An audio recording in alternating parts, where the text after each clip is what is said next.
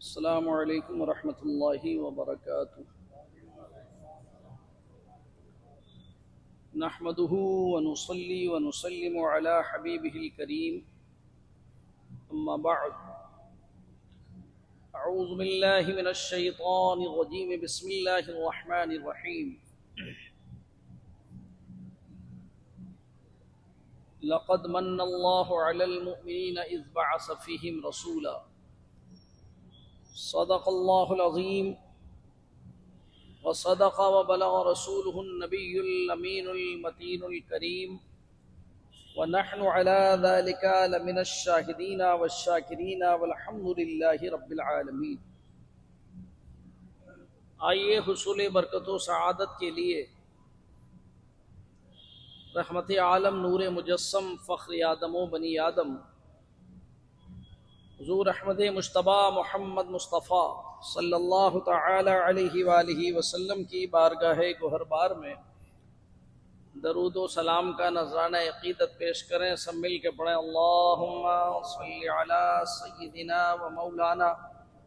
محمد معدن الجود والکرم وآلہ وصحبہ وبارک وسلم، صلاۃ و سلاما دائما علیک یا رسول اللہ صلی اللہ تعالی علیہ وآلہ وسلم۔ سامعین کرام، اسلامی سال کے دوسرے مہینے سفر کی آج 30 تاریخ ہے۔ کل 29 کو کہیں چاند نہیں ہوا، انشاءاللہ العزیز آج غروب آفتاب کے بعد ہی سے ماہ میلاد النبی صلی اللہ تعالی علیہ وآلہ وسلم کی جلوہ گری ہوگی۔ وہ مقدس مہینہ جس مہینے میں اللہ تبارک و تعالی نے اپنے خزانے کی جو سب سے عظیم پونجی تھی، یعنی رحمت للعالمین سید الانبیاء والمرسلین طٰہٰ و یاسین حضور احمد مجتبی محمد مصطفیٰ صلی اللہ تعالی علیہ وسلم کو عالم نور سے لباس بشریت میں ربیع الاول کی 12 تاریخ کو مطابق 20 اپریل 571 بروز پیر صبح صادق کے وقت مکہ کے اندر جلوگر فرمایا۔ تاریخ ولادت میں اختلاف ہے، لیکن محقق الاطلاق حضرت شیخ عبدالحق محدث دہلوی رحمۃ اللہ علیہ فرماتے ہیں کہ اہل مکہ کا اسی پر عمل رہا ہے، اور اسی پر اکثر محققین اور اکثر مورخین کی رائے ہے۔ چنانچہ آپ خود فرماتے ہیں کہ مکہ شریف کے اندر بھی ربیع الاول کی 12 تاریخی کو اہل مکہ کا یہ معمول تھا کہ وہ مولد النبی صلی اللہ تعالی علیہ وسلم پر جمع ہوتے تھے، یعنی وہ مکان جس میں سرکار صلی اللہ علیہ وسلم کی پیدائش ہوئی، اور وہاں درود و سلام اور میلاد النبی صلی اللہ تعالی علیہ وسلم کی مجلسیں سجایا کرتے تھے۔ لہذا اس مسئلے میں زیادہ حجت اور بحث کرنے کی ضرورت نہیں ہے۔ مشہور تر روایت 12 ربیع الاول سے متعلق ہے۔ یہ اس زمانے کی بات ہے کہ جب لکھنے کا رواج عرب میں بہت ہی کم تھا۔ سرکار دو عالم صلی اللہ تعالی علیہ وسلم ربیع الاول کی 12 تاریخ کو تشریف لائے۔ اسی لیے جب یہ ماہ میلاد النبی صلی اللہ علیہ وسلم کی جلوہ گری ہوتی ہے تو اہل ایمان کے دلوں کے اندر رب تعالیٰ کی اس عظیم نعمت کی شکر گزاری کا جذبہ پیدا ہوتا ہے، اور وہ جگہ جگہ پر ذکر نعت کی مجلسیں، سیرت پاک صلی اللہ تعالی وسلم کے بیانات، آپ کے معجزات، آپ کے کمالات، آپ کے تصرفات، آپ کے اختیارات اور دین کی تبلیغ اور اشاعت میں آپ نے جن صعوبتوں کو جھیلا اور جن مشکلات کے دور سے آپ گزرے، ان تمام چیزوں کا تذکرہ کرتے ہیں تاکہ یہ پتہ چلے کہ اس مہینے میں اللہ نے ہمیں اپنے خزانے کی سب سے عظیم دولت عطا فرمائی ہے۔ عزیزان ملت اسلامیہ، مصطفیٰ جان رحمت صلی اللہ تعالی علیہ وسلم سے ایک ایمان والے کو محبت ہونا ایمان کا لازمی حصہ ہے۔ پیارے آقا علیہ الصلوۃ والسلام خود ارشاد فرماتے ہیں کہ تم میں کا کوئی شخص اس وقت تک مومن نہیں ہو سکتا جب تک کہ وہ مجھ رسول خدا سے دنیا کی تمام چیزوں سے بڑھ کر کے محبت نہ کرنے لگے۔ تو مصطفیٰ جان رحمت صلی اللہ تعالی علیہ وسلم کی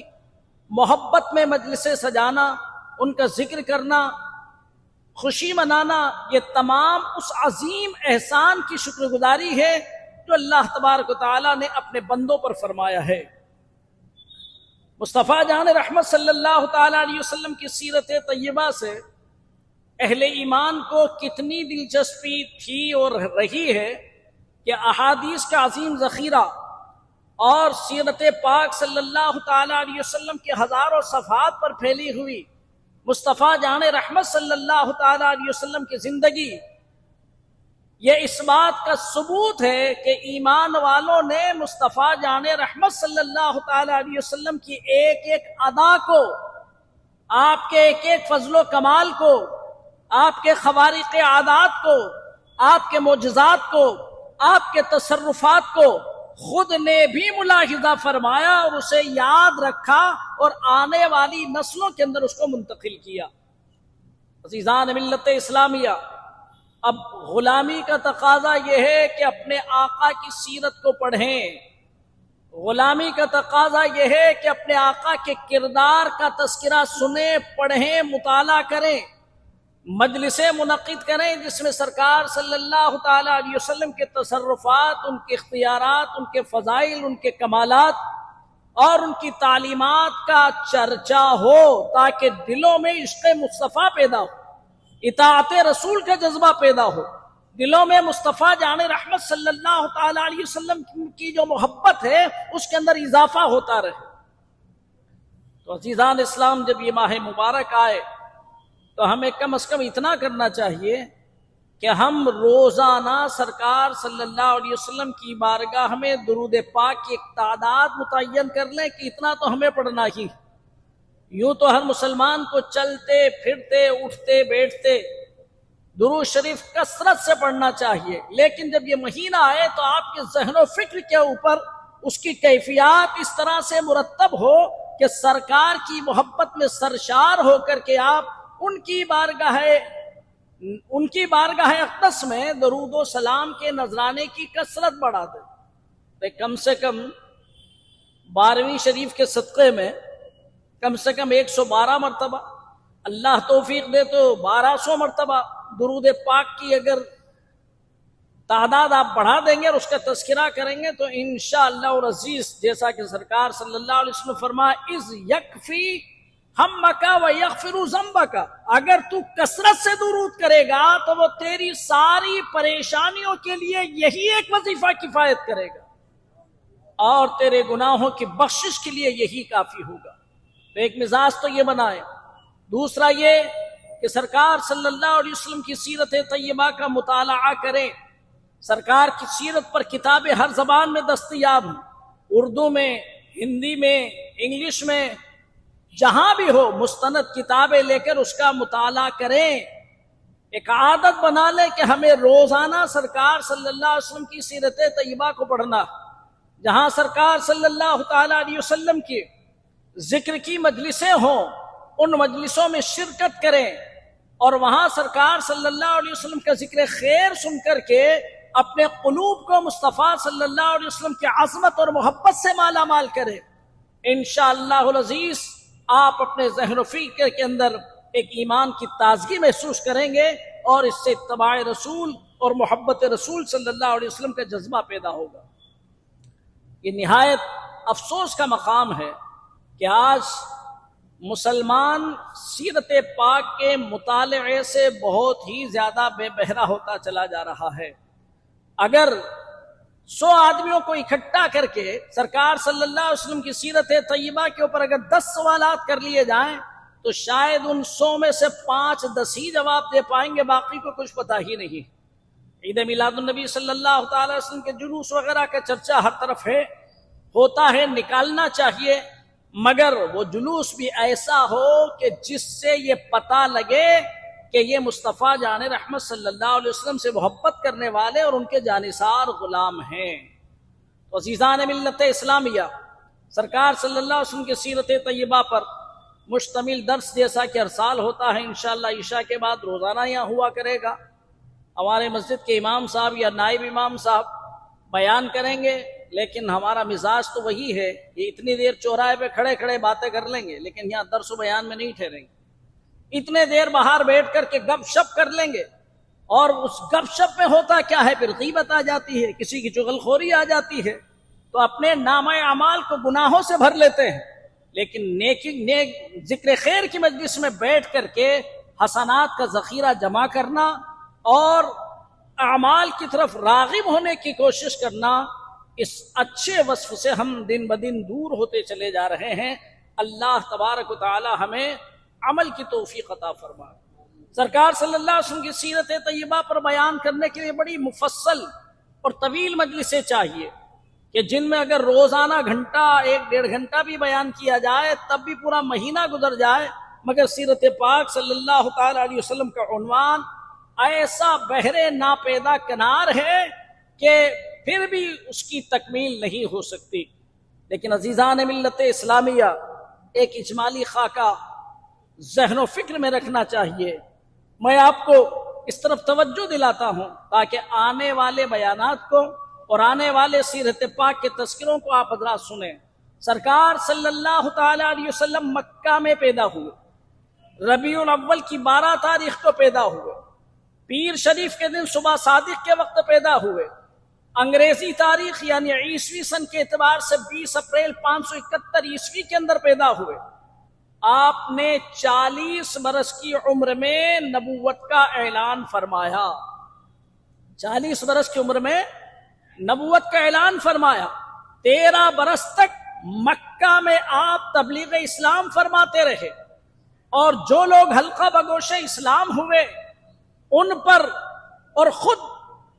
پیغمبر اسلام جناب محمد رسول اللہ صلی اللہ تعالی علیہ وسلم پر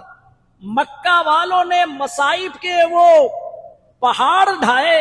کہ اگر کوئی ہمالیہ ہوتا تو لرز جاتا، رستم زمانہ ہوتا تو پا استقامت متزلزل ہو جاتا، مگر مصطفیٰ جان رحمت صلی اللہ تعالی علیہ وسلم ان ہوش ربا طوفانوں کا مقابلہ کرتے رہے، اور اپنے جانثاروں صحابہ اکرام کو بھی تعلیم دیتے رہے کہ تم صبر کرو، صبر کرو، صبر کرو، صبر کرو، اللہ تبارک و تعالیٰ تمہیں اس کا اجر عطا فرمائے گا۔ آخر یہ بھی ہوا کہ پھر آپ نے جب دیکھا کہ اب یہ ان کی طاقت برداشت سے باہر معاملہ ہوتا چلا جا رہا ہے، تو آپ صلی اللہ تعالیٰ علیہ وسلم نے صحابہ اکرام کو ہجرت کی اجازت عطا فرما دی۔ ہجرت کا مطلب ہوتا ہے اللہ کے لیے اپنا گھر بار چھوڑ کر کے چلا جانا۔ کوئی کاروبار کے لیے اگر باہر چلا جائے، سروس کے لیے چلا جائے، کسی اور وجہ سے چلا جائے تو اس کو ہجرت نہیں کہیں گے۔ ہجرت کا مطلب اللہ کی رضا کے لیے اپنا گھر بار چھوڑ کر کے چلا جانا۔ چنانچہ صحابہ اکرام کا ایک گروہ نبوت کے 5ویں سال میں حبشہ کی طرف ہجرت کرتا ہے۔ پھر سرکار صلی اللہ تعالی علیہ وسلم نے مدینے کے اندر جب اسلام کی جلوہ باریاں ہونے لگی تو پھر آپ نے مدینہ ہجرت کی اجازت عطا فرما دی، اور 53 برس کی عمر شریف میں سرکار صلی اللہ تعالی علیہ وسلم خود بھی ہجرت فرما کر کے مدینہ تشریف لے آئے۔ 10 برس یہاں آپ نے تبلیغ و اشاعت کا کام کیا، اور ایک وہ زمانہ تھا کہ جب مکہ میں مخالفت اور دشمنی عروج کے اوپر تھی، تو صحابہ اکرام اپنی جان اور اپنی ایمان کی حفاظت کے لیے اپنا وطن عزیز چھوڑ کر کے مدینے میں آ کر کے بے کسی اور بے سر و سامانے کی زندگی گزارنے کو انہوں نے ترجیح دے دی۔ مگر وہ دولت ایمان جسے مصطفیٰ جان رحمت صلی اللہ تعالی علیہ وسلم نے ان کے قلب میں رچا اور بسا دیا تھا، اس دولت ایمان سے سرے منہ انحراف کرنا انہوں نے گوارا نہیں کیا، اور خود مصطفیٰ جان رحمت صلی اللہ تعالی علیہ وسلم بھی مدینہ تشریف لے آئے۔ 10 برس کے اندر وہ عظیم انقلاب، 10 برس کے اندر وہ ایک عجیب انقلاب پوری دنیا کی نگاہوں نے دیکھا کہ جس مکہ سے رات کی تاریکی میں چھپ کر کے اور حضرت صدیق اکبر رضی اللہ تعالیٰ عنہ کے علاوہ کوئی نہ تھا۔ مصطفیٰ جان رحمت صلی اللہ علیہ وسلم نکل رہے تھے، اور غار ثور کے اندر جہاں آپ نے 3 دن اور 3 رات قیام فرمایا تھا، اب صرف 8 سال کے بعد، یہ میں سیرت پاک کا ایک اجمالی نقشہ آپ کے سامنے رکھ رہا ہوں، ہجرت کے 8 سال بعد، یعنی ہجری سن کا شمار پیدائش سے نہیں بلکہ ہجرت سے ہوتا ہے۔ ابھی ہجری سن چل رہا ہے 1448 چل رہا ہے، تو بعض لوگ یہ سمجھتے ہیں کہ سرکار کی میلاد کو 1448 برس ہوئے۔ عیسوی سن اس وقت 2026 چل رہا ہے، تو 2026 کا مطلب یہ ہے عیسیٰ علیہ السلام کی پیدائش کو 2026 برس ہو گئے۔ لیکن ہجرت کا مطلب آپ یہ نہ سمجھیے گا، ہجری سن کا مطلب کہ سرکار صلی اللہ علیہ وسلم کی پیدائش کو 1448 برس ہوئے، بلکہ اس کا مطلب یہ ہے کہ سرکار کی ہجرت کو 1448 برس ہو گئے۔ اس میں آپ 53 اور جوڑ دیجئے تو سرکار صلی اللہ تعالی علیہ وسلم کی پیدائش کے سال شمار کیے جا سکتے ہیں۔ عزیزان ملت اسلامیہ، اب پہلی ہجری میں کیا ہوا، دوسری میں کیا ہوا، تیسری میں کیا ہوا، یہ تمام سیرت کی کتابیں موجود ہے، انشاءاللہ آپ انہیں سماعت فرمائیں گے۔ مگر انقلاب زمانہ کی ایک بے مثال داستان ہے کہ صرف 8 سال کے بعد، سن 8 ہجری میں مصطفیٰ جان رحمت صلی اللہ تعالی علیہ وسلم جس مکہ سے رات میں چھپ کر کے نکلے تھے، آج 10,000 یا 12,000 کا لشکر جرار لے کر، فرزندان توحید کو لے کر، اپنے غلام اور جانثاروں کو لے کر جب مکہ کے اندر انداز فاتحانہ تشریف لاتے ہیں تو وہ کیا کیفیت ہوگی کہ تمام مکہ والے وہ لوگ جنہوں نے آپ کی زندگیوں میں زہر گھول دیا تھا، جنہوں نے صحابہ کو وہاں جینے نہیں دیا تھا، جنہوں نے راستے میں کانٹے بچھائے تھے، جنہوں نے آپ کے اوپر پتھر برسائے تھے، جنہوں نے مدینہ جانے کے بعد بھی اپنی دشمنی کی آگ بجھ نہ سکی، اور کبھی غزوہ احد کا معاملہ پیش آتا ہے، کبھی غزوہ بدر کا معاملہ پیش آتا ہے، کبھی غزوہ خندق کا معاملہ پیش آتا ہے، ہر جگہ پر انہوں نے مصطفیٰ جان رحمت صلی اللہ علیہ وسلم اور ان کے جانثاروں کو صفحہ ہستی سے مٹانے میں کوئی کسر باقی نہ رکھی۔ لیکن آج اللہ کے محبوب صلی اللہ تعالی علیہ وسلم ایک عظیم لشکر لے کر کے مکہ کے اندر داخل ہو رہے ہیں۔ ماحول یہ ہے، ایک ایک دشمن لرز رہا ہے اور کانپ رہا ہے۔ حرم الہی میں چاروں طرف افواج الہیہ کا پرجلال لشکر ہے، اور تمام مجرمین لرزاں اور ترساں خائب و خاسر پوزیشن کے اندر گھرے ہوئے ہیں، اور سب کے سب نیچی گردنیں کیے ہوئے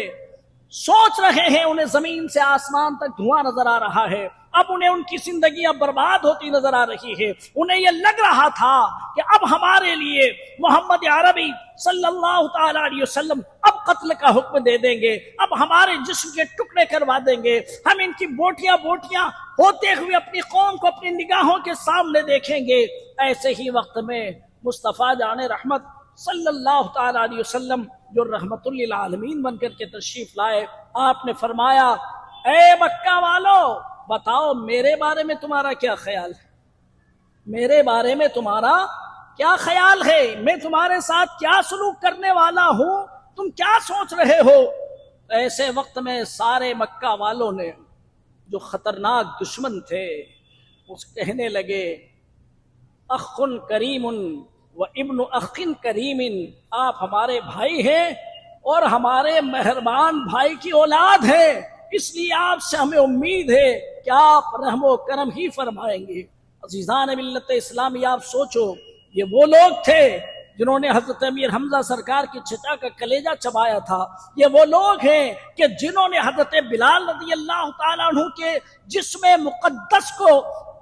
کانٹوں والی لاٹھیوں سے پیٹا تھا، اور حضرت بلال رضی اللہ تعالیٰ عنہ کے گلے میں رسی کا پھندا ڈالا تھا۔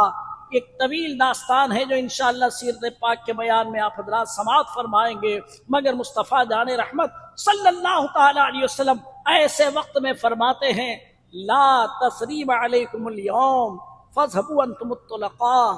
آج تم سے کوئی بدلہ نہیں لیا جائے گا، آج تم سے کوئی بدلہ نہیں لیا جائے گا، فاذهبوا انتم الطلقاء، جاؤ سب کو آزاد کر دیا گیا۔ مصطفیٰ جان رحمت صلی اللہ تعالی علیہ وآلہ وسلم کے اس اخلاق کریمانہ اور آپ کی رحمت سے جو ماحول اس کے اندر پیدا ہوا، بس ایک ہی آواز پورے حرم الہی میں گونج رہی تھی، اشہد ان لا الہ الا اللہ محمد اشہد ان لا الہ الا اللہ واشہد ان محمد عبدہ ورسولہ۔ ہم سب اس بات کی گواہی دیتے ہیں کہ اللہ کے سوا کوئی معبود نہیں ہے اور محمد صلی اللہ علیہ وسلم اللہ کے بندے اور اس کے رسول ہیں۔ عزیزان ملت اسلامیہ، یہ سرکار صلی اللہ علیہ وسلم کی پاکیزہ سیرت کی صرف میں نے ایک جھلک آپ کے سامنے رکھی اور اجمالی نقشہ اس کا پیش کیا۔ اگر آپ صحیح معنی میں ایمانی لذت اور مصطفیٰ صلی اللہ تعالی علیہ وسلم کی اطاعت اور محبت کی صحیح چاشنی حاصل کرنا چاہتے ہیں تو آپ کثرت سے مطالعہ کیجئے سیرت پاک کا، اور اس سیرت پاک صلی اللہ تعالی علیہ وسلم سے آپ کو کیا پیغام ملتا ہے اس کو اپنے ذہن و فکر میں بسانے کی کوشش کیجئے۔ سرکار صلی اللہ علیہ وسلم کی محبت میں درود پاک کی کثرت کیجئے، آپ کی اطاعت میں زندگی گزاریے، اسلام کی پاکیزہ تعلیمات سے محبت کیجئے، مصطفیٰ جان رحمت صلی اللہ تعالی علیہ وسلم کی محبت اور ان کی اطاعت کو، محبت کو دل میں اور اطاعت کو اپنے کریکٹر میں، اپنی لائف میں، اپنی سیرت میں بسائیے۔ انشاءاللہ العزیز دنیا میں بھی اللہ کی رحمتیں تمہارے ساتھ ہوگی اور قبر میں بھی انشاءاللہ راحتیں ہوں گی، اور حشر کے میدان میں مصطفیٰ جان رحمت صلی اللہ تعالی علیہ وسلم کی شفاعت سے دوزخ سے نجات ملے گی اور جنت میں مقام ملے گا۔ وآخر دعوانا الحمدللہ رب العالمین۔ السلام علیکم ورحمۃ اللہ۔